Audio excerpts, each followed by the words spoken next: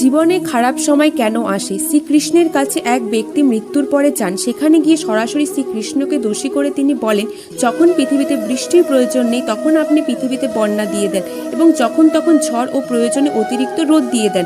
এবং ওই ব্যক্তিটি আরও বলেন যে আপনি কিছুদিনের জন্য আপনার সিংহাসন আমাকে ছেড়ে দিন। তখন ভগবান কিছুদিনের জন্য তার সিংহাসন সেই ব্যক্তিকে ছেড়ে দিল।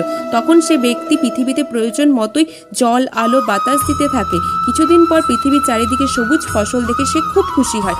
কিন্তু যখন ফসল কাটার সময় হয় তখন দেখা যায় যে এর ভেতরে কোনো ফসলই নেই। সেটা দেখে সে ভগবানকে বলে, আমি তো সব কিছুই পৃথিবীতে প্রয়োজন মতো দিয়েছি, তবে কেন ফসল খালি হলো?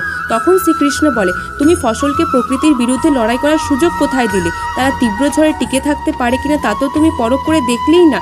যতক্ষণ না পর্যন্ত সংঘর্ষ করবে ততক্ষণ পর্যন্ত কোনো কিছুরই ফল পাওয়া যাবে না। আর সেই জন্য জীবনে সংঘর্ষ করা খুব প্রয়োজন। ভক্তরা কমেন্টে রাধে রাধে অবশ্যই লিখবে।